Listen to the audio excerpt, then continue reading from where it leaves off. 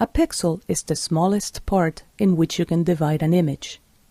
A pixel is rectangular in nature, and it consists of a solid shade of color. This color is made of 3 separate colors, also known as channels. These are red, green, and blue. The combination of these channels determines all the other colors that we see in the image. In most video used today, the channels are 8 bits in depth. That refers to how many shades of each one of the channels our video is capable of reproducing. 8 bits per channel means that each channel can have up to 256 shades, which means that the combination of these will give us over 16 million colors. Each and every color that we see on the screen is comprised of a value for each one of the channels. Because our videos and graphics are displayed in monitors, and these emit light, we work in an additive color world, which means that when we place all of the colors at their maximum value, we get the color white.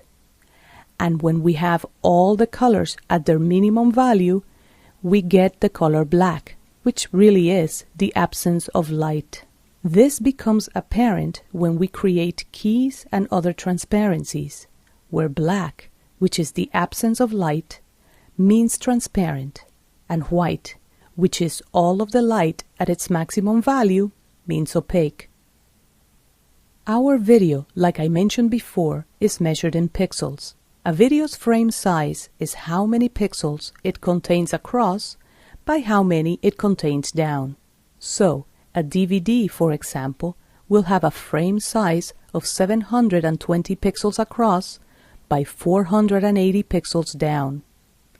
Full raster HD video will be 1920 pixels across by 1080 pixels down. There are other videos that have different frame sizes.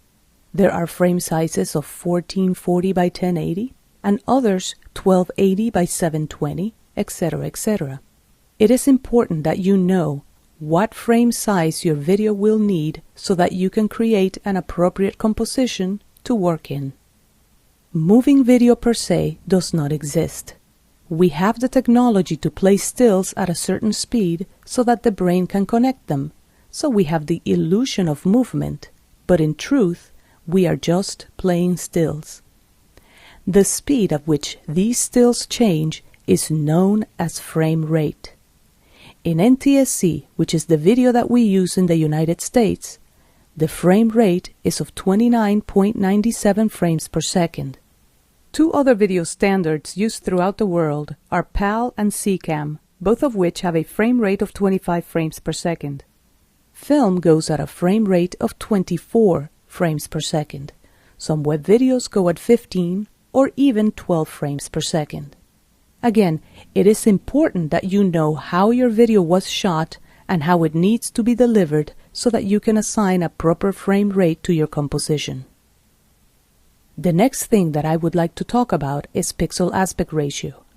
This refers to the mathematical ratio used to describe how the width of a pixel compares to its height. Pixel aspect ratio is important because it determines how the video is reproduced on the monitor or television. Let's take a standard DVD, for example. You could have 2 different types of DVDs, a 4:3 or standard screen one, and a 16:9 or widescreen one. They both have the same amount of pixels, but one image is wider than the other one. This is accomplished because the pixels themselves are not the same. The one that is wider is comprised of wider pixels. The ratio of width to height of a pixel is known as pixel aspect ratio, or PAR. Many times we will receive from a client a digital logo, picture or graphic that will be made of square pixels.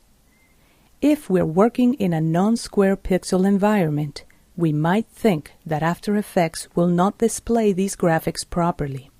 In truth, most of the time, After Effects will display the graphics correctly because it is interpreting these graphics.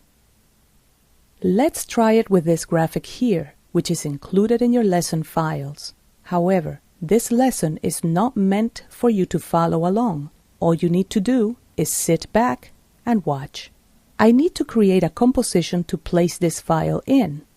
We will be talking about creating new compositions in later lessons. To create a new composition, I'll go to Composition, New Composition. I'm going to choose a preset for NTSC-DV and I'll click OK. All I have left to do is place this graphic in the composition. I'll just drag it to the timeline.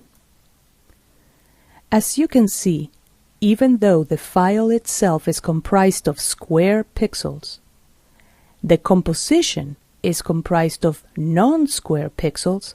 After Effects is still displaying the graphic properly.